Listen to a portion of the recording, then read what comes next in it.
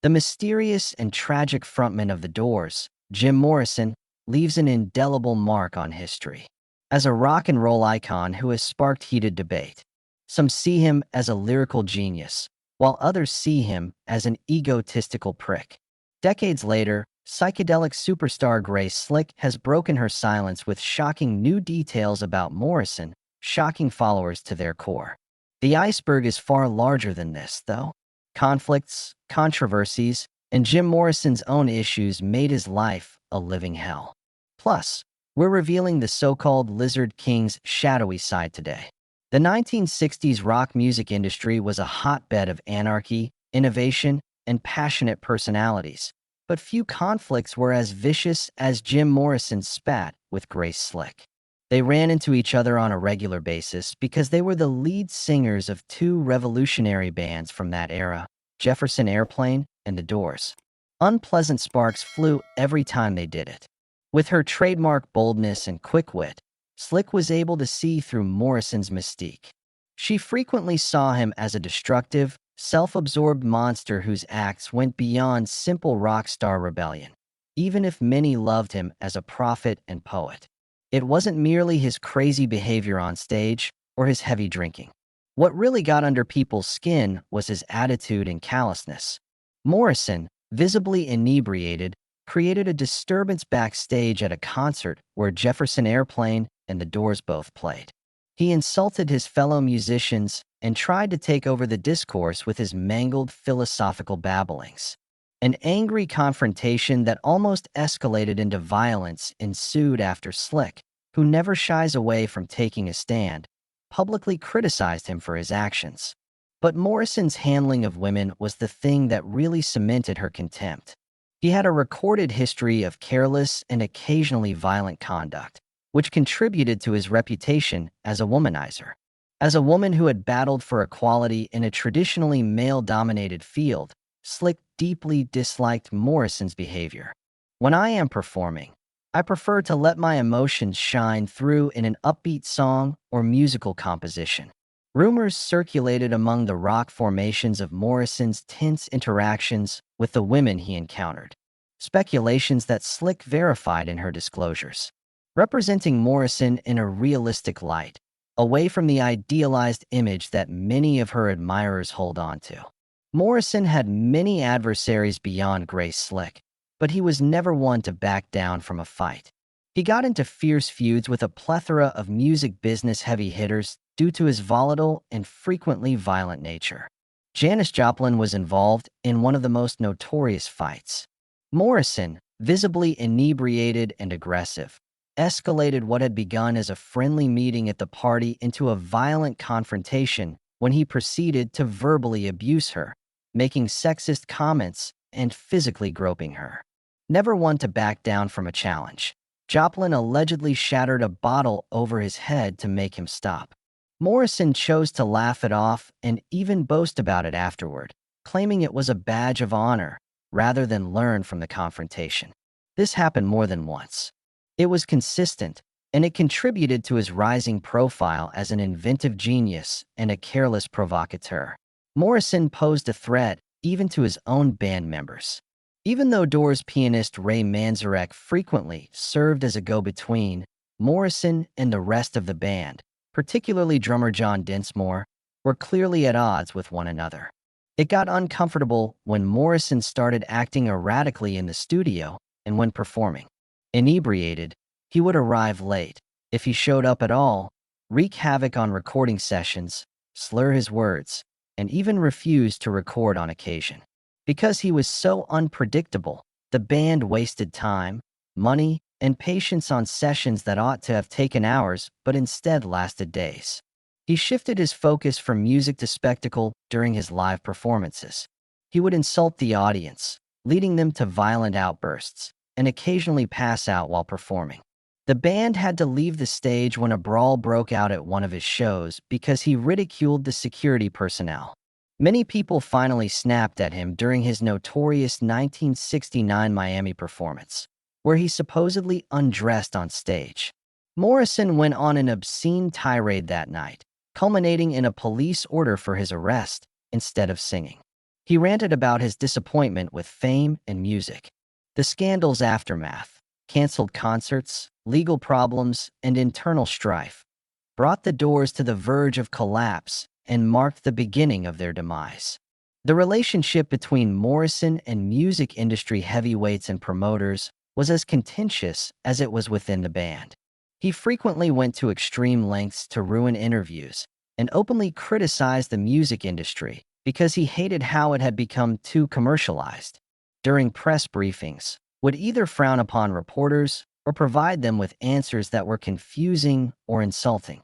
He believed record companies were out to get him and were trying to change him into someone he wasn't. Morrison fought with Elektra Records management due to his unreliability and refusal to promote releases. Morrison would instead disappear on alcohol-fueled vendors, which led to heated conflicts with the label. His contempt extended even to music journalists.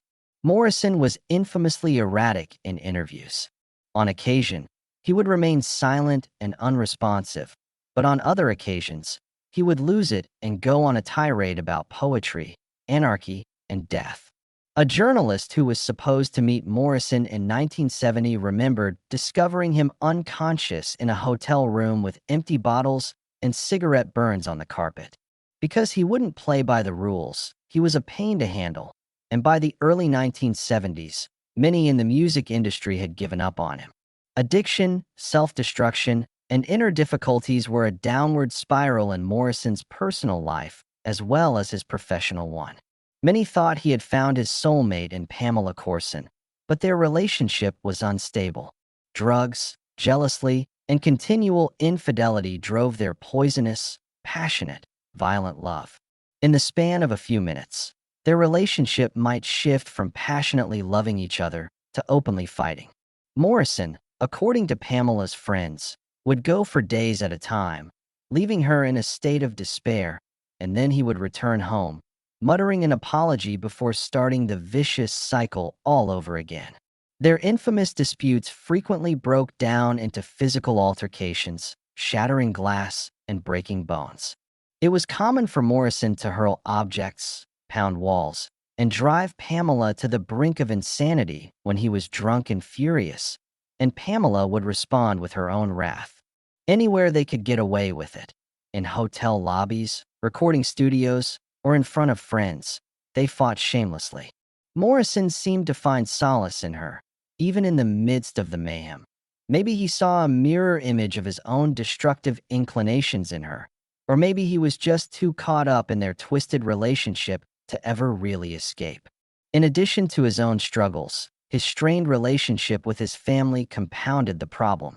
Morrison severed ties with his father, a Navy admiral, whom he held with contempt despite being born into a rigid military family.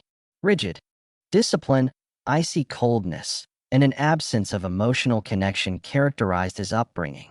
His years of domestic isolation and rejection certainly contributed to his deep-seated animosity for authority figures. To top it all off, he asserted that his parents had passed away, leaving them out of his story as if doing so will liberate him from their shackles. Everyone was turned away. As a result of his shameful actions, his loved ones cut ties with him and refused to accept his celebrity status. Reportedly, his father once wrote to him, trying to explain that he couldn't understand the brilliance behind his son's disorganized creativity and urged him to pursue something more constructive. For Morrison, this broken connection was a source of defiance and, maybe, an aggravation of his drug problem. He supposedly drowned himself in alcohol to numb the lingering ache of his father's rejection and put an end to the shame he felt for never fitting in. However, his act of self-destruction reached a physical as well as an emotional extreme. Morrison was notorious for his drunkenness, but he was just as deadly for his drug usage. Tragically, he experimented with LSD, heroin, and anything else that could change his thoughts. On occasion, he would pass out and wake up in a daze, according to his friends and bandmates. He would ambulate aimlessly through the streets of Los Angeles, vanishing into seedy hotels or mysterious residences, only to reappear days later, much more disheveled than before. His once commanding physique started to sag due to years of uncontrolled drinking. His once alluring features grew sagged, and his eyes grew droopy and irritated. He had diminished to almost nothing by the early 1970s. The once hypnotic rock star now fumbles through shows, mumbling, going on incomprehensible tirades, or just staring blankly at the crowd as if he were in his own head. His precipitous decline was so obvious that his most loyal followers started to fret. As they watched, the Lizard King began to fall apart, and nobody could stop it. Morrison reached her breaking point in 1971. Seeking refuge from the mayhem of celebrity, he and Pamela escaped to Paris. But harmony remained elusive. He kept drinking, and his irrational conduct never ended. Death came the following July 3, 1971, when his apartment's bathtub was discovered empty. Heart failure was the declared cause, but rumors spread like wildfire. There were those who thought it was a heroin overdose, and those who suspected a cover-up. The specifics are still unknown, adding confusion to Morrison's already disorganized legacy. Jim Morrison was a tragic hero and a man of paradoxes. He was both a poet and a dictator, a visionary and a destroyer. Both his influence and the devastation he caused in the music industry are indisputable. The mystique of Morrison is unraveling, exposing the tragically damaged man behind the legend as more historical characters, like his Grace Slick, come forward with their uncensored realities.